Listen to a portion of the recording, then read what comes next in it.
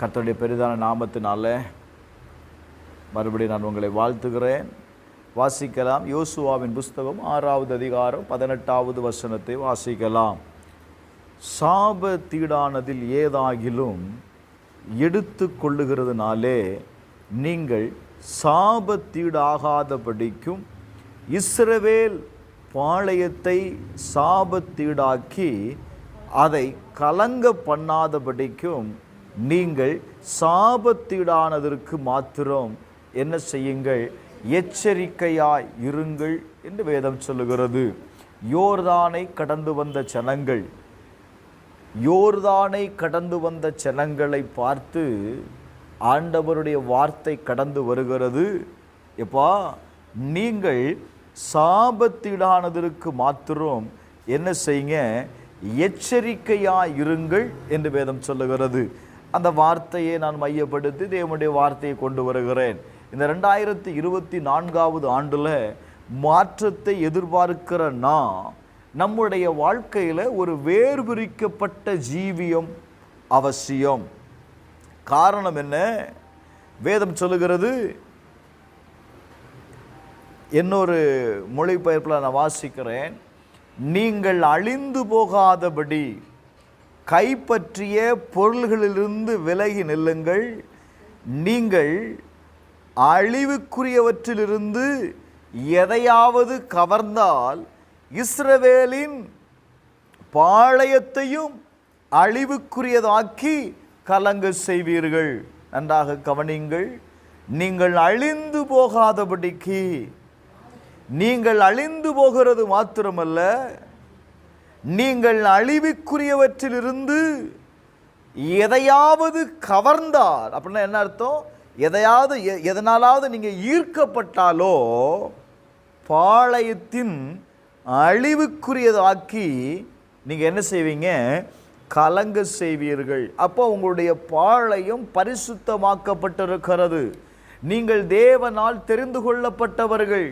தேவன் நம்மளை பரிசுத்தப்படுத்தி நம்மளை ஆசீர்வதித்து வாக்குத்தத்தத்தை சுதந்திரித்துக் கொள்ளும்படி இந்த 2024வது ஆண்டிற்குள்ளே நம்மை கொண்டு வந்திருக்கிறார். நன்றாக கவனியுங்கள். இந்த ஆண்டு ஒரு பெரிய மாற்றத்தை நம்முடைய வாழ்க்கையில், நம்முடைய ஊழியத்தில், நம்முடைய சபையில், நம்முடைய தேசத்தில் ஆண்டவர் செய்ய போகிறார். என்னையும் ஆசீர்வதித்து இந்த ஆண்டிற்குள்ளே கொண்டு வந்திருக்கிறார். அப்போ கொண்டு வந்த நாம் அந்த ஆசீர்வாதத்தை சுதந்திரித்துக் கொள்வதற்கு இஸ்ரவேல் ஜனங்கள் 430 ஆண்டு காலம் அடிமைத்தனத்தில் இருந்து பாலும் தேனும் ஓடுகிற தேசத்திற்கு கர்த்தர் கொண்டு வந்தார். ஆனால் அவர்கள் கொண்டு வரும்போது அவருடைய வாழ்க்கையில் இருந்த எல்லா தடைகளையும் மாற்றினார். ஆசீர்வாதத்தை சுதந்திரித்துக் கொள்ளக்கூடாதபடி இருந்த எரிகோவை என்ன செய்தார்? தகர்த்தார். கடந்து போக முடியாத இருந்த சூழ்நிலைகளை, கடந்து போக முடியாத இருந்த எல்லைகளை, ஹல்லேலூயா, அந்த எரிகோவை மாத்திரமல்ல யோர்தானையும் கர்த்தர் என்ன செய்தார்? கடக்க செய்தார். ஆனால் கடக்க பண்ணின தேவன் அவர்களோடு ஒரு வார்த்தையை சொல்லுகிறார். நீங்கள் சாபத்தீடானதற்கு மாத்திரம் நீங்கள் என்ன செய்யுங்கள்? எச்சரிக்கையாய் இருங்கள். ஹல்லேலூயா. எக்காலம் ஊதப்பட்டது. அவர்களுக்கு முன்பாக இருந்த அலங்கம் இடிந்து விழுந்தது. அங்கே நடக்கிற சம்பவம் என்ன? அவர்கள் எல்லாரும், glory to God, அந்த பட்டணத்திலிருந்து புருஷரையும் ஸ்திரீகளையும் வாலிபரையும் கிழவரையும் ஆடு மாடுகளையும் கழுதைகளையும் சகலத்தையும் பட்டய கருக்கினாலே என்ன செய்தார்களே? ஆனால் சங்காரம் பண்ணினார்கள். யோசுவாவின் புஸ்தகம் 7வது அதிகாரம் 1வது வசனத்தில் இஸ்ரவேல் புத்திரர் சாபத்தீடானதினாலே என்ன செய்தார்கள்? துரோகம் பண்ணினார்கள் என்று எழுதப்பட்டிருக்கிறது. நன்றாக கவனியுங்கள். ஆண்டவர் சொன்ன ஒரு வார்த்தை, நீங்கள் கடந்து போகும் பொழுது சாபத்திற்கு ஈடான எந்த ஒரு காரியத்தையும் என்ன செய்யக்கூடாதுப்பா? நீ செய்யக்கூடாது என்பது தேவனுடைய வார்த்தை. 7:1 வாசிக்கிறோம். அவர்கள் என்ன செய்கிறார்கள்? சாபத்தீடானதினாலே துரோகம் பண்ணினார்கள். Glory to God.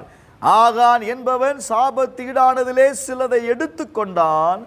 ஆகையால் இஸ்ரவேல் புத்திரர் மேல் என்ன வந்தது? என்ன வந்தது?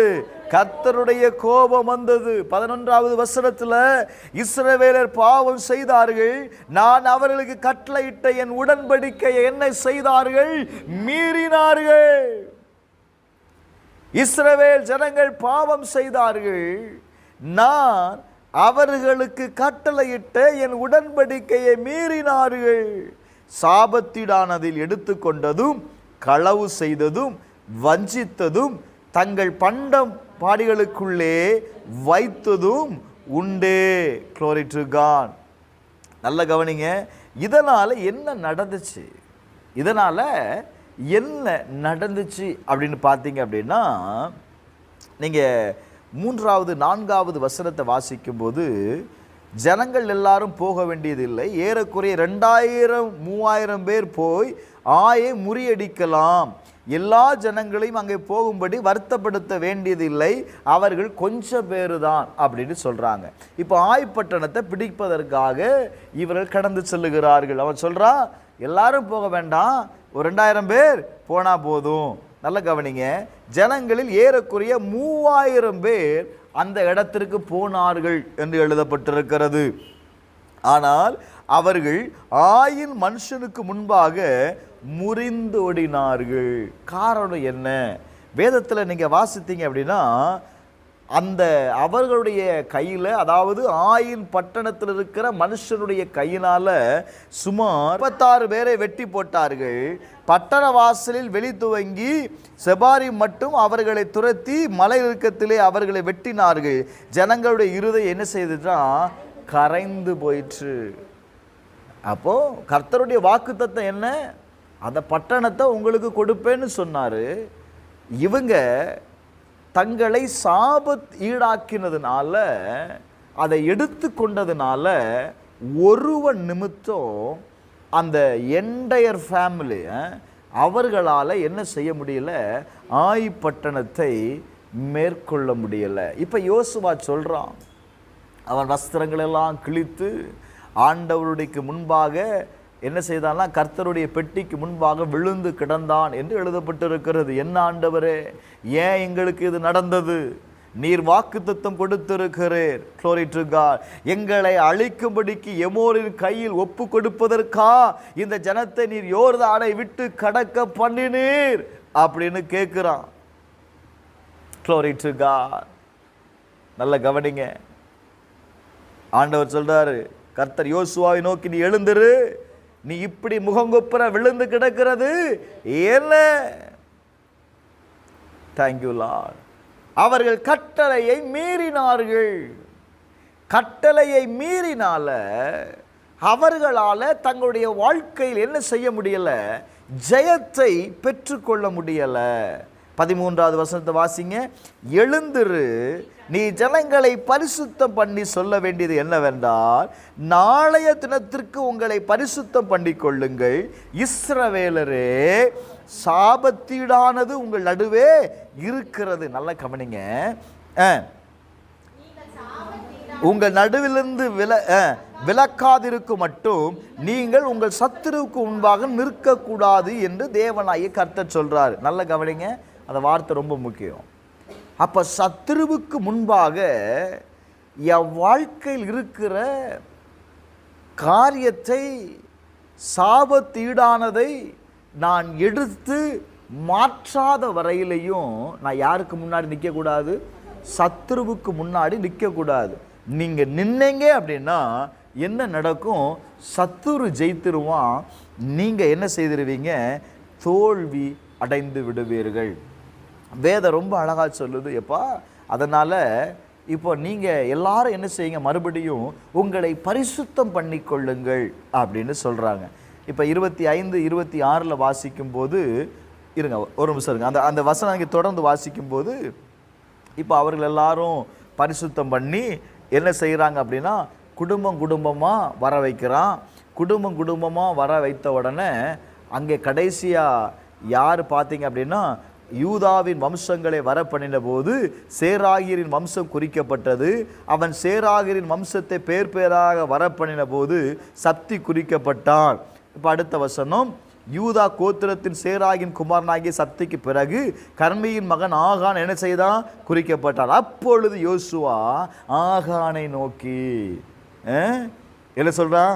இஸ்ரவேலின் தேவனாகிய கர்த்தரை மகிமைப்படுத்து, அவருக்கு முன்பாக அறிக்கை பண்ணி நீ செய்ததை எனக்கு சொல்லு, அதை என்ன செய்யாத, ஒழிக்காதே என்றான். அப்பொழுது ஆகான் யோசுவாவுக்கு பிரதியுத்தரமாக, மெய்யாகவே நான் இஸ்ரவேலின் தேவனுடைய கர்த்தருக்கு முன்பாக நான் என்ன செய்துட்டேன்? நான் பாவம் செய்துட்டேன் சொல்றானா.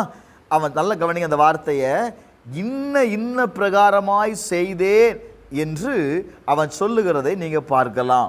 Glory to God.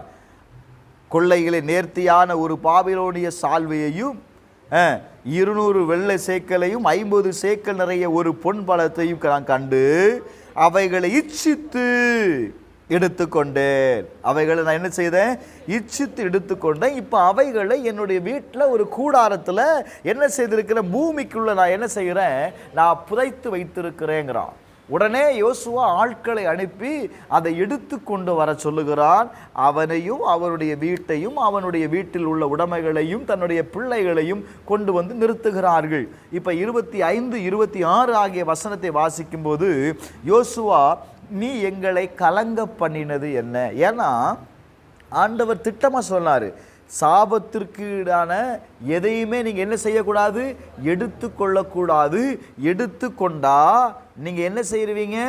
நீங்கள் மட்டும் கலங்க மாட்டீங்க, அந்த முழு இஸ்ரவேலுடைய கோத்திரமும் உங்களுடைய பாளையம் முழுவதும் என்ன செய்யப்படும்? கலங்கடிக்கப்படும். இப்போ யோசுவா சொல்கிறான், நீ ஏன்பா எங்களை கலங்க பண்ணின? வாசிங்க, இன்று கர்த்தர் உன்னை கலங்க பண்ணுவார் என்று இஸ்ரவேல் எல்லாரும் அவன் மேலே என்ன செய்தார்கள்? கல்லெறிந்து அவனை மூடி அவர்கள் மேல் இந்நாள் வரைக்கும் இருக்கிற பெரிய கற்குவைகளை குவித்தார்கள். இப்படி கர்த்தர் தமது கோபத்தின் உக்கிரத்தை விட்டு மாற்றினார். இப்போ கர்த்தருடைய கோபம் அவர்கள் மேல் வந்தது. எப்படி, எதனால வந்தது? கட்டளைகளை மீறினதுனால, தேவனுடைய கட்டளைகளை மீறினதுனால, தேவனுடைய தீர்மானங்களை மீறினதுனால அவர்கள் என்ன செய்யப்பட்டார்கள்? கலங்கடிக்கப்பட்டார்கள். என கேட்கிற என் அருமையான தேவனுடைய ஜனமே, இந்த 2024 ஆண்டு கர்த்தர் நமக்கு ஒரு ஆசீர்வாதத்தின் ஆண்டாய், நம்மை வர்த்திக்க பண்ணுகிற ஆண்டாய் இருக்கிறபடியினால நாம் அந்த ஆசீர்வாதத்திற்கு நம்மளை உட்படுத்தி கொள்ள வேண்டுமே தவிர, அந்த ஆசீர்வாதத்தை நாம் எந்த விதத்திலும் என்ன செய்து விடக்கூடாது? இழந்து விடக்கூடாது. நாம் எச்சரிக்கையாக இருக்க வேண்டும். வேதத்தில் நீங்கள் வாசிக்கும் போது அவர்கள் எப்போ அந்த குடும்பம் வேதத்தில் வாசிக்கும் போது உக்கிரத்தை விட்டு என்ன செய்தாராம்? மாறினார் என்று எழுதப்பட்டிருக்கிறது. எப்போ மாறினார்? அவர்கள் எல்லாரும் சங்கரிக்கப்பட்ட பொழுது. அப்போ நல்ல கவனிங்க, வேதம் சொல்லுது, ரோமர் 12வது அதிகாரம் 9வது வசனத்தில், உங்கள் அன்பு எப்படி இருக்க கடவுது? மாயமற்றதாக இருப்பதாக. நீங்கள் என்ன செய்து கொண்டிருங்க? நன்மையை பற்றி கொண்டு இருங்கள் என்று எழுதப்பட்டிருக்கிறது. வாசிங்க பார்க்கலாம். உங்களுடைய அன்பு எப்படி இருக்கணும்? மாயமற்றதாக இருக்கணும். நீங்கள் எப்படி இருக்கணும்? நன்மையை பற்றி கொள்ளக்கூடியவர்களாக இருக்க வேண்டும். எதை பற்றி கொள்ளணும்? அப்போ நாம் இந்த ஆண்டு தீமையை வெறுக்கிறவர்களாக இருக்க வேண்டும். தீமையை வெறுத்து நன்மையை நாம் என்ன செய்யணும்? பற்றி கொள்ளக்கூடியவர்களாக இருக்க வேண்டும். நான் நன்மையை பெற்றுக்கொள்ளணும்னா நான் எதை பற்றி கொள்ளணும்? நன்மையை பற்றி கொள்ளணும். அப்படின்னா என்ன? என்னுடைய பேச்சு, என்னுடைய செயல்கள், என்னுடைய காரியங்கள் எல்லாமே நான் நன்மையை பார்க்கக்கூடியவனாக இருக்க வேண்டும். நீங்கள் நன்மையை விரும்பினாதான் இந்த நன்மை உங்களிடத்தில் வந்து சேரும். நன்மையை விரும்பாதவனுக்கு அந்த நன்மை என்ன செய்யும் தெரியுமா? அது தூரமாக இருக்கும். அப்போ நான் என்ன விரும்பணும்? அப்போ நீங்கள் எதை உங்கள் வாழ்க்கையில் விரும்புகிறீர்கள்? ஒருவேளை நீங்கள் சமாதானத்தை விரும்பலாம், ஒருவேளை நீங்கள் சந்தோஷத்தை விரும்பலாம், ஒருவேளை நீங்கள் ஆசீர்வாதத்தை விரும்பலாம். நீங்கள் விரும்புகிற காரியத்தை கர்த்தர் கொடுக்க போகிறார். நான் இப்படி சொல்கிறேன், கடந்த நாட்களில் நீங்கள் எந்த பகுதியில் வெட்கம் அடைந்தீர்களோ, எந்த பகுதியில் தோல்வி அடைந்தீர்களோ, அந்த பகுதியில் ஆண்டவர் உங்களை என்ன செய்வாரா? இரட்டத்தனையான பலனை கொடுக்க போகிறார். ஆமென் சொல்லுங்களேன். ஹல்லேலூயா, ஹல்லேலூயா. சாதாரணமான ஒரு ஆசீர்வாதம் அல்ல, இரட்டத்தனையான. ஆகவே அப்போஸ்தலனாகிய பவுல் கொரிந்து சபைக்கு எழுதும்போது 2 கொரிந்தியர் 6வது அதிகாரம் 14வது வசனத்தில் நீங்கள் வாசிக்கும் போது நீங்கள் என்ன செய்யணுமா, அந்நிய நுகத்திலே அவிவிசுவாசிகளுடன் பிணைக்கப்படாது இருப்பீர்களாக, நீதிக்கும் அநீதிக்கும் சம்பந்தமேது, ஒளிக்கும் இருளுக்கும் ஐக்கியமேது, கிறிஸ்துவுக்கும் பேலியாளுக்கும் இசைவேது, அவிவிசுவாசியுடனே விசுவாசிக்கு பங்கு ஏது, தேவனுடைய ஆலயத்திற்கும் விக்கிரகங்களுக்கும் சம்பந்தம் ஏது, நான் அவர்களுக்குள் வாசம் பண்ணி. நல்ல கவனிங்க, ஆண்டவர் சொல்லுகிற வார்த்தை, நான் அவர்களுக்குள் வாசம் பண்ணி அவர்களுக்குள்ளே உலாவி. ஹல்லேலூயா ரத்தலராசே. நான் உங்களோடு வாசம் பண்ணி அவர்களுக்குள்ளே, யார்களுக்குள்ள?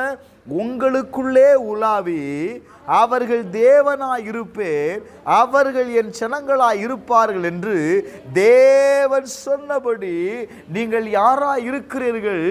ஜீவனுள்ள தேவனுடைய ஆலயமாய் இருக்கிறீர்கள். அல்லேலூயா, அல்லேலூயா. வேதம் சொல்லுகிறது, நீங்க யார்? தேவனுடைய ஆலயம். நீங்க யாரு? தேவனுடைய ஆலயம். கர்த்தர் இந்த ஆண்டு சொல்லுகிற வார்த்தை, நான் உங்களுக்குள்ளே வாசம் பண்ணுவேன். நான் உங்களுக்குள்ளே வாசம் பண்ணி உங்களுக்குள்ளே உலாவி பாளையத்திற்குள்ள உலாவி. Hallelujah. Oh thank you holy spirit. நான் உன்னுடைய தேவனாய் இருப்பேன். ஆமென் சொல்லுங்களேன். ஹல்லேலூயா.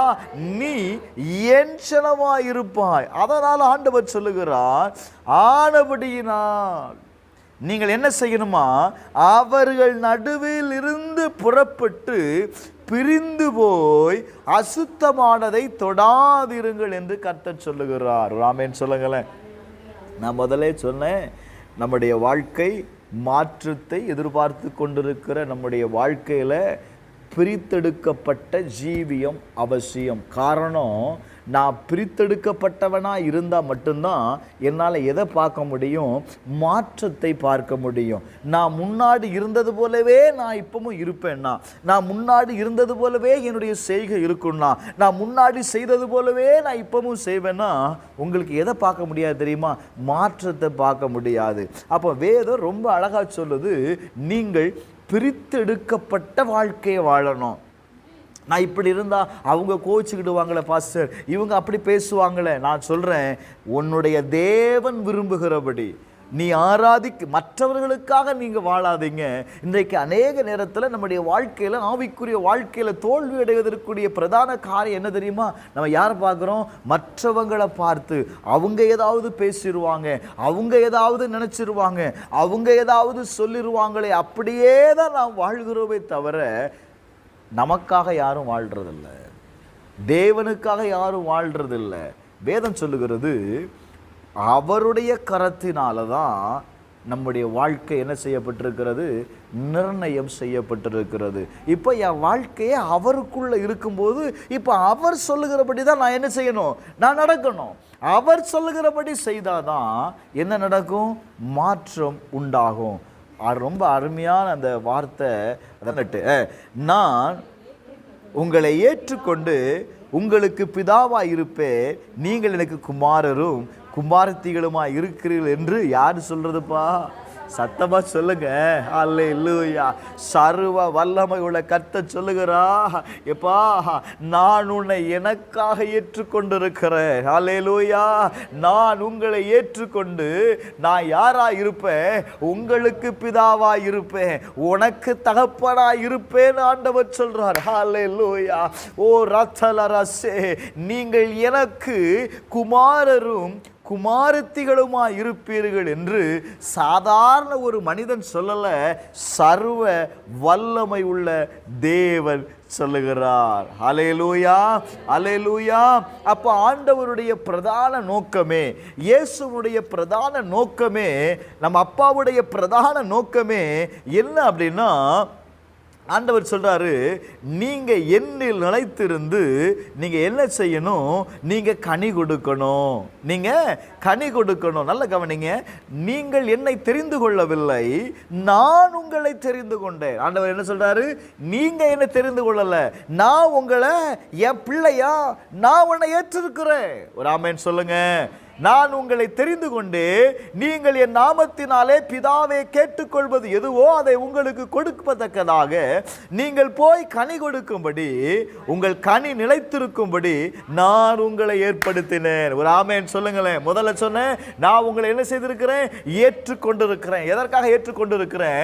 இங்க வேதம் அழகா சொல்லுகிறது, நீங்கள் கனி கொடுக்கணும். இந்த ஆண்டு வெறுமையா இருக்கக்கூடாது. ஓ ராச்சாலரா, இந்த ஆண்டு நீ வெறுமையான ஒரு வாழ்க்கையை வாழ்ந்து விடக்கூடாது. நீ கனி கொடுக்கிறவனா இருக்கணும். நீ கனி கொடுக்கிறவனா இருக்க வேண்டும் என்று யார் விரும்புகிறது? உன்னை ஏற்றுக்கொண்டவர், உங்களை அழைத்தவர் விரும்புகிறார். நீங்க என்ன செய்யணுமா? நீங்கள் கனி கொடுக்கிறவர்களா இருக்கணும். ஒரு ஆமென் சொல்லுங்களேன். அல்லேலூயா, அல்லேலூயா, அல்லேலூயா. அப்போ இந்த உலகம் உங்களை, அடுத்த வசனத்தில் வாசிக்கிறேன், உலகம் உங்களை பகைத்தால் அது உங்களை பகைக்கிறதற்கு முன்னே என்னை பகைக்கிறது என்று அறிந்து கொள்ளுங்கள். அப்ப நல்ல கவனிங்க. ஒருவேளை நீங்க உங்க வாழ்க்கையில மாற்றத்தை வரணும் அப்படின்னு எதிர்பார்க்கிற நீங்க உங்க வாழ்க்கையில நீங்க பிரித்தெடுக்கப்பட்ட வாழ்க்கையை வாழும்போது, நீங்க பிரித்தெடுக்கப்பட்ட வாழ்க்கைக்குள்ளாக உங்களை உட்படுத்தும் போது மற்றவருடைய பார்வை எப்படி இருக்கும் அப்படின்னா அது வெறுமையா தான் இருக்கும். வேற விதமா தான் பார்ப்பாங்க. என்ன இவ்வளவு நாள் இவங்க வேற மாதிரி இருந்தாங்க, இப்ப வேற மாதிரி இருக்கிறாங்களே.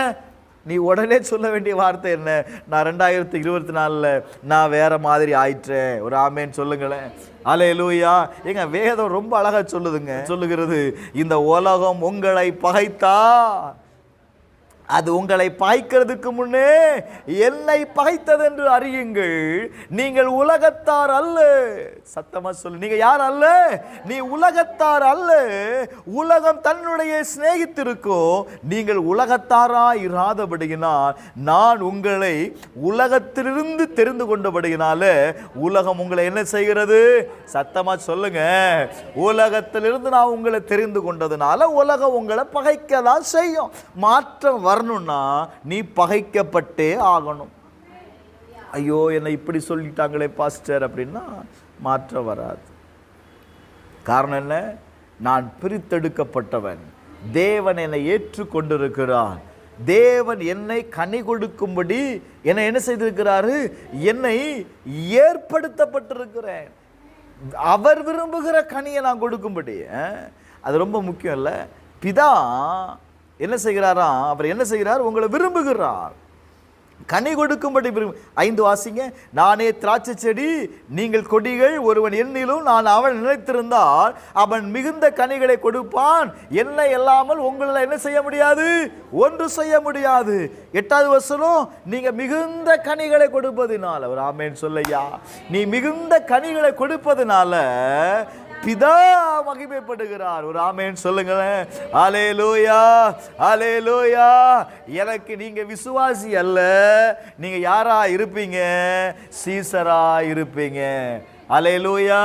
நீ விசுவாசியா உன்னை பார்த்தனா கடைசி வரையில விசுவாசியா தான் இருக்கணும். ஆண்டவர் உன்னை எப்படி பார்க்க சொல்றாரு? நான் சீசன்லாம் பாரு. உன்னை யாராப்பா? நான் இயேசுனுடைய சீசன். நான் இயேசுவை பின்பற்றுகிறேன், அவ்வளோதான். நான் இயேசுவை நான் பின்பற்றுகிறேன். நான் ஒரு மதத்தையோ ஒரு மார்க்கத்தையோ சார்ந்தவன் அல்ல. எனக்காக கல்வாரி சிலுவையில் தன்னுடைய சொந்த இரத்தத்தை கொடுத்து என்னை மீட்டெடுத்த அந்த தெய்வத்தை நான் என்ன செய்கிறேன்? எனக்காக வாழ்வை கொடுத்தவருக்காக என்னுடைய வாழ்க்கையை அர்ப்பணித்து நான் அவரை பின்பற்றுறேன்யா. இதுதான் முடிஞ்சு போச்சு. இப்படி நீங்கள் வந்துட்டீங்க அப்படின்னா, மறுபடியும் சொல்கிறேன், கர்த்தர் உங்களை ஏற்றுக்கொண்டிருக்கிறார். சாதாரணமாக நான் ஏற்றுக்கொள்ளலை. இதுவரையிலும் கர்த்தருடைய பார்வையில் நீ அந்நியனாக இருந்த, நீ புறஜாதியாக இருந்த. இப்போ ஆண்டவர் சொல்கிறாரு, நான் என்னுடைய சொந்த மகனாய், என்னுடைய மகளாய் நான் என்ன செய்திருக்கிறேன்ப்பா? நான் ஏற்றுக்கொண்டிருக்கிறேன். ஒருவேளை சில நேரத்தில் ஐயோ நமக்கு தகப்பன் இல்லையே, தகப்பன் இல்லாதிருந்ததுனால தானே இதெல்லாம் நடக்குது, எனக்குன்னு யாருமே இல்லையேன்னு சொல்லி நீ யோசித்திருக்கலாம். ஆண்டவர் சொல்கிறாரு, நான் உனக்கு நல்ல தகப்பன். ஒரு ஆமென் சொல்லுங்களேன். அல்லேலூயா. அதனால் எபேசியர் 5வது அதிகாரம் 11வது வசனத்தில் நீங்கள் வாசிக்கும் போது, கனியற்ற அந்தரங்க கிரியைகளுக்கு உடன்படாமல் அவைகளை என்ன செய்யுங்க? கடிந்து கொள்ளுங்கள்னு இருக்காமா? 5வது அதிகாரம் 11வது வசனத்தை வாசித்து பாருங்க. கனியற்ற அந்தகார கிரியைகளுக்கு உடன்படாமல். அவைகள் என்ன செய்யுங்க? ஆமா, 10வது வசனத்தை வாசிங்க. கர்த்தருக்கு பிரியமானது இன்னதென்று நீங்க சோதித்து பார்க்கணும். இது கர்த்தருக்கு பிரியமா? நான் செய்கிற காரியத்தை கர்த்தர் பிரியப்படுவாரா? அப்படி பிரியப்பட்டா அந்த காரியத்தை நீங்க செய்யுங்க. அடுத்த வசனம் சொல்லுது, கனியற்ற அந்தகார கிரியைகளுக்கு உடன்படாமல் அவைகளை என்ன செய்யணுமா? Glory to God, கடிந்து கொள்ளணும். ஏன்னா முற்காலத்தில் நீங்க அந்தகாரமா இருந்தீர்கள், இப்பொழுதோ கர்த்தருக்குள் நீங்க யாரா இருக்கிறீங்க? வெளிச்சமா இருக்கிறீங்க. நீங்க வெளிச்சத்தின் பிள்ளைகள். கடந்த நாட்களில் ஆண்டவர் சொன்னார், கர்த்தரே உங்களுக்கு நித்திய வெளிச்சமா இருப்பார். ஒரு ஆமென் சொல்ல. ஹல்லேலூயா. அவருடைய வெளிச்சம் எங்க இருக்கு அப்படின்னா உன்னுடைய தலையின் மேல் இருக்கிறது. எங்க இருக்கிறது? அந்த வெளிச்சம் எங்க இருக்குது? உங்களுடைய தலையின் மேல் இருக்கிறது. அவர் சாதாரணமா இல்லை. உன் தேவன் உனக்குள்ள இருந்து என்ன செய்வான்னு சொன்னாரு? நான் மகிழ்ச்சியா இருக்கிறதுனால நான் உனக்குள்ள இருந்து நான் என்ன செய்வேன்? நான் மகிமைப்படுவேன். இப்ப கர்த்தர் என் வாழ்க்கையில வெளிச்சமா இருக்கும்போது என்னுடைய துக்க நாட்கள் என்ன செய்து விடும்? முடிந்து போயிடும். பூமியை சுதந்தரிக்கும்படி ஆண்டவர் சொல்றாரு, நீ பூமியை சுதந்தரிக்கும்படி நான் நட்ட கிளை, நான் உன் மேலே, உன் தலையின் மேலே நான் யாரா இருக்கிறேன்? நான் வெளிச்சமாக இருக்கிறேன். நல்ல கவனிங்க. கர்த்தர் உங்களை ஒரு பெரிய வெளிச்சத்தை உங்கள் தலையின் மேலே வைத்து உங்களை என்ன செய்திருக்கிறார் அப்படின்னா இந்த ஆண்டுக்குள்ளே கொண்டு வந்திருக்கிறார். உங்களை குறித்து ரொம்ப கவனமாக இருக்கணும். கனியற்ற எந்த விதமான அந்தகார கிரியைகளுக்கும் நீங்கள் உடன்படவே கூடாது. அப்போ எந்த காரியத்தை செய்தாலும் முதல்ல என்ன செய்யணும்? இது தேவனுக்கு பிரியமா இருக்கா? தேவன் இதை பிரியப்படுவாரா? அதை நீங்கள் பார்த்துட்டீங்க அப்படின்னா உங்களால் என்ன செய்ய முடியும்? ஈஸியாக அந்த காரியத்தை செய்ய முடியும். அப்போ தேவன் பிரியப்படுகிற காரியத்தை நீங்கள் என்ன செய்யுங்க? செய்யுங்க. அடுத்த வசனத்தை வாசித்தீங்க அப்படின்னா உபாகமம் 7வது அதிகாரம் 26வது வசனத்தை வாசித்து பாருங்க. அவைகளைப் போல நீ சாபத்திற்குள்ளாகாதபடி அருவருப்பானதை உன் வீட்டிலே கொண்டு போவாயாக. அப்படியா இருக்கு? அப்படி என்ன? வீட்டுக்குள்ள கொண்டு போக கூடாது. அப்போ உன் வீட்டுக்குள்ள வருகிற ஒவ்வொரு காரியமும் ரொம்ப கவன அவசியம். சாபத்திற்கு ஈடானது எதுவாயிலும் உன் வீட்டுக்குள்ள வருமேயானால், வேதம் சொல்லுகிறது மேலுள்ள வசனத்தை, அவர்கள் தேவர்களின் விக்கிரகங்களை அக்கினியினால் சுட்டரிக்கப்படுவாய், நீ அவைகளால் சிக்கி கொள்ளாதபடிக்கு. ஹலோ, உன் வீட்டுக்கு வருகிற எந்த பொருளும் நண்ப கொடுத்தா, நம்பி கொடுத்தா, தங்கச்சி கொடுத்தா, ஆத்தா கொடுத்தா அப்படின்னு ஏதாவது என்ன உள்ள வந்தாலும் ரொம்ப கவனம் தேவை. வேதம் ரொம்ப அழகா சொல்லுது. என்ன சொல்லுது? அவைகளால் நீ சிக்கி கொள்ளாதபடிக்கு. பிசாசு எப்பவுமே சிரிச்சு தான் கொடுப்பான், சந்தோஷமா தான் கொடுப்பான். ஏன்? இவளை எப்படியாவது சிக்க வைக்கணும் என் வலையில. அவைகளில் என்ன செய்யக்கூடாது?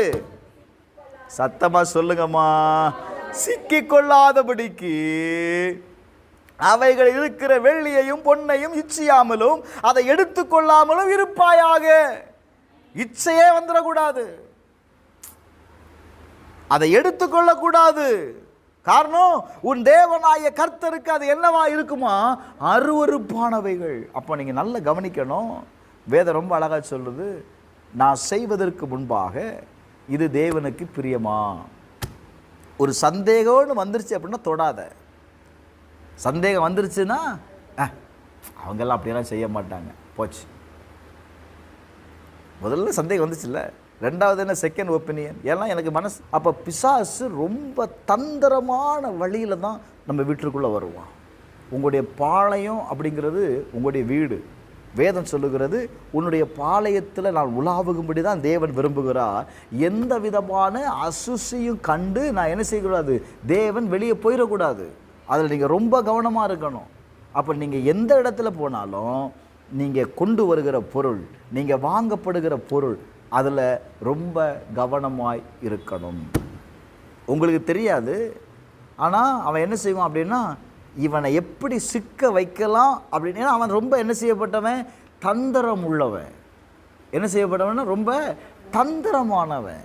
அப்போ நீங்கள் நல்லா கவனிங்க. Glory to God. அப்போ உங்களுடைய வாழ்க்கையில் நீங்கள் அனுமதிக்கிற எந்த ஒரு காரியமாக இருந்தாலும் அதில் ரொம்ப கவனமாய் இருக்க வேண்டும்.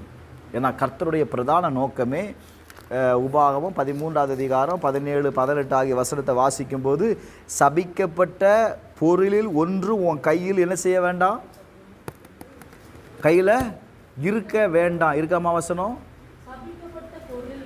சபிக்கப்பட்ட பொருளில் ஒன்று உன் கையில் என்ன செய்யக்கூடாது, இருக்க வேண்டாம். நான் இன்று உனக்கு கற்பிக்கிற உன் தேவனாகிய கர்த்தரின் கற்பனைகளெல்லாம் நீ கை கொண்டு உன் தேவனாகிய கர்த்தருடைய பார்வைக்கு செம்மையானது செய்யும்படி அவர் சத்தத்திற்கு செவி கொடுப்பாயே. ஆனால் அடுத்த வசனம், கர்த்தர் தமது கோபத்தின் உக்கிரத்தை விட்டு திரும்பி உனக்கு தயவு செய்து, யாருக்கு தயவு செய்து, உனக்கு தயவு செய்து உனக்கு இறங்கி அவர் உன் பிதாக்களுக்கு ஆணையிட்டபடி உன்னை விருத்தி அடைய பண்ணுவார். ஒரு ஆமேன்னு சொல்லுங்களேன். அல்லேலூயா. நீங்கள் விருத்தி அடையணும், உங்கள் குடும்பம் ஆசீர்வாதமாக இருக்கணும், கர்த்தர் கொடுத்த வாக்குத்தத்தம் உங்கள் குடும்பத்தில் நிறைவேறணும் அப்படின்னா வேதம் ரொம்ப அழகாக சொல்லுது, சபிக்கப்பட்ட பொருளில் ஒன்றும் உன் கையில் இருக்க வேண்டாம். இன்னைக்கே நீங்கள் ஆராய்ந்து பாருங்கள். தொடாத, நீ சந்தேகப்படாத அளவுக்கு இருக்குமே ஆனால் ஏற்றுக்கொள்ளக்கூடியதார்களால் அதில் என்ன செய்யல, சோத்திரம் பண்ணி என்ன செய்யலாம். சந்தேகப்பட்டுட்டு அதெல்லாம் ஏசப்பா பார்த்துக்கிடுவார் அப்படின்னு சோத்திரம் பண்ணணும். ஏன்னா ஆவியானவர் தானே உள்ளே இருந்து சொல்கிறாரு, ஆவியானவர் தானே உள்ளே இருந்து சொல்கிறாரு. அப்போ நம்ம என்ன செய்யணும், ரொம்ப ஞானமாக இருக்கணும். இந்த ஆண்டு கர்த்தர் உங்களை வர்த்திக்க பண்ணுகிற ஆண்டு. நான் இதுக்காக தான் சொல்ல, வர்த்திக்க பண்ணணும் அப்படின்னு ஆசீர்வாதப்பட்டேன்னா இந்த காரியத்தில் என்ன செய்யணும் அப்படின்னா ரொம்ப கவனமாய் இருக்க வேண்டும். ஏன்னா அந்த வார்த்தை அப்புறம் அழகாக சொல்கிறது, பொருளில் ஒன்று உன் கையில் என்ன செய்ய வேண்டாம், இருக்க வேண்டாம். உன் கர்த்தருடைய பார்வைக்கு செம்மையானதை செய்யி, அவருடைய சத்தத்துக்கு என்ன செய்ய கொடு, செவி கொடு. அப்பொழுது கர்த்தர் உனக்கு தயவு செய்து உனக்கு இறங்கி அவர் உன் பிதாக்களுக்கு ஆணையிட்டபடி உன்னை விருத்திக்க பண்ணுவார். அப்போ நல்ல கவனிங்க, வேதம் என்ன சொல்லுது, அப்பொழுது இல்லை, உனக்கு தயவு செய்து அப்போ ஆண்டவர் பார்க்குறாரு, என் பிள்ளை எனக்கு எப்படி பயப்படுது. ஆண்டவர் எதை பார்க்குறாரு, உங்களுடைய வசனத்துக்கு கீழ்ப்படுகிறாங்க, அதுதான் முக்கியம். அப்போ ஆண்டவர் என்ன பார்க்குறார், உங்களுடைய உண்மையை பார்க்குறார், உங்களுடைய செயலை பார்க்குறார். ஏன்னா நீங்கள் செய்கிற ஒவ்வொரு காரியமும் எதுக்காக செய்கிறீங்க அப்படின்னா தேவனுடைய மகிமைப்படும்படி என்ன செய்கிறீங்க. அதனால் ரொம்ப ஞானமாக இருங்க. 1 யோவான் 5வது அதிகாரம் 21வது வசனம், பிள்ளைகளே நீங்கள் விக்கிரகங்களுக்கு விலகி உங்களை என்ன செய்யுங்க, காத்து கொள்வீர்களாக. இருக்காமா, விக்கிரகத்திற்கு விலகி உங்களை என்ன செய்யணும், காத்து கொள்வீர்களாக. அப்போ விக்கிரகம் என்பது தேவனை விட எதற்கு நீங்கள் முதன்மையான இடத்தை கொடுக்குறீங்களோ அவைகள் அத்தனையும் விக்கிரகங்களே. தேவனை விட பெருசாக பார்க்குற அத்தனையும் என்னது தான், விக்கிரகம்தான். அப்போ வேதம் சொல்லுது, நீங்கள் விக்கிரகங்களுக்கு விலகி உங்களை என்ன செய்து கொள்ளுங்க, காத்து கொள்ளுங்க.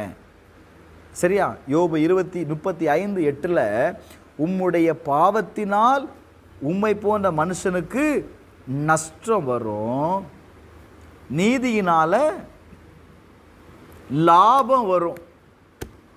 லாப நஷ்ட கணக்கு பார்க்குறீங்களா?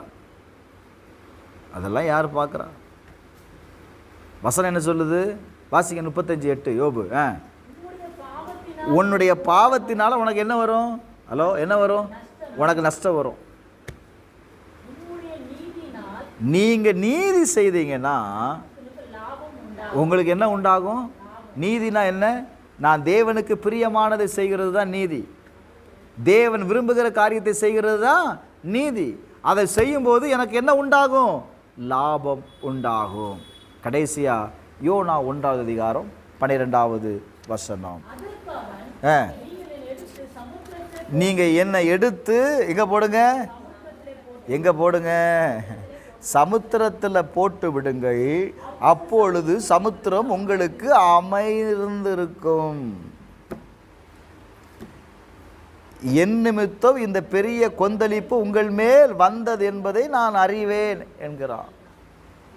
யார் நிமித்தம் கொந்தளிப்பு வந்தது? அவன் ஒருத்தன் தானே தப்பு பண்ணான். அப்போ அவன் ஒருத்தன் தானே தண்டிக்கப்பட்டிருக்கணும். என்ன நடந்துச்சு? எல்லாருக்கும் சேதம் உண்டுச்சு. ஆகான் மட்டும்தானே தப்பு பண்ணான், அவனுக்கு மட்டும்தானே நடந்திருக்கணும். எல்லாத்திற்கும் நல்ல கவனிங்க. அப்போ நீங்கள் ஒரு ஆள் தவறு செய்கிறது யாரெல்லாம் பாதிக்கப்படுறா? உங்களை சார்ந்த குடும்பம், உங்களை சார்ந்த பிள்ளைகள் என்ன செய்கிறார்கள்? பாதிக்கப்படுகிறார்கள். அவன் சொல்கிற ஒரே ஒரு வார்த்தை நல்ல கவனிங்க, என்னையை தூக்கி எடுத்து போடு. என்னையை தூக்கி எடுத்து சமுத்திரத்தில் போட்டால் இப்போ கொந்தளித்துட்டு இருக்கிற அந்த பிரச்சனை என்ன செய்யணும் அப்படின்னா சால்வ் ஆயிரும். என்னால் தான் ஏன் இந்த பிரச்சனை?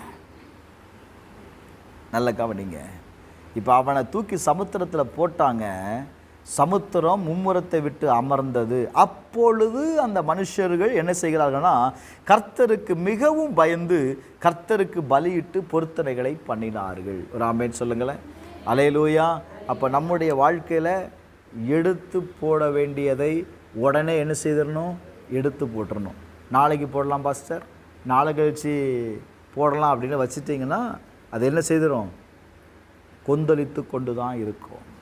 அப்போது நான் எடுத்து போடுறத நீ எடுத்து போட்டுட்ட அப்படின்னா ஒரு பெரிய மாற்றத்தை நீங்கள் பார்ப்பீர்கள். கடைசியாக ஒரே ஒரு வார்த்தையை சொல்லி நான் முடிக்கிறேன். மல்கியா எழுதின தீர்க்கதரிசன புஸ்தகம் 3வது அதிகாரம் 18வது வசனத்தை வாசிக்கலாம். அப்பொழுது நீங்கள் நீதிமானுக்கும் துன்மார்க்கனுக்கும் தேவனுக்கு ஊழியம் செய்கிறவனுக்கும் அவருக்கு ஊழியம் செய்யாதவனுக்கும் இருக்கிற வித்தியாசத்தை திரும்பவும் காண்பீர்கள். ஹலோ, இந்த ஆண்டு நீங்கள் வித்தியாசத்தை காண்பீர்கள், மாற்றத்தை காண்பீர்கள். என்ன மாற்றம்? ஊழியம் செய்கிறவனுக்கும் ஊழியம் செய்யாதவனுக்கும், ஜெபிக்கிறவனுக்கும் ஜெபிக்காதவனுக்கும், விதைக்கிறவனுக்கும் விதைக்காமல் இருக்கிறவனுக்கும் உள்ள வித்தியாசத்தை கண்டிப்பாக நீங்கள் என்ன செய்வீங்க? பார்ப்பீர்கள்.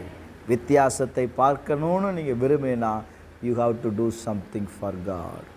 வித்தியாசத்தை பார்க்கணுன்னு விரும்புனீங்க அப்படின்னா 24வது ஆண்டில் மாற்றத்தை பார்க்கணுன்னு விரும்புனீங்கன்னா ஆண்டவர் சொல்கிறாரு, நான் வித்தியாசத்தை நான் உண்டு பண்ண போகிறேன். அல்லேலூயா. நான் வித்தியாசத்தை, அந்த வார்த்தை அப்போ ஏற்கனவே ஏதோ நடந்திருக்குல்ல, வித்தியாசத்தை உண்டு பண்ணியிருக்கிறார். அதான் வசனம் சொல்லுது பாருங்க, வித்தியாசத்தை திரும்பவும் காண்பீர்கள், திரும்பவும் காண்பீர்கள். ஆண்டவர் சொல்கிறாரு, இந்த ஆண்டு உங்கள் வாழ்க்கையில் ஒரு மாற்றம் உண்டாகும், ஒரு வித்தியாசத்தை நீங்கள் காண்பீர்கள்.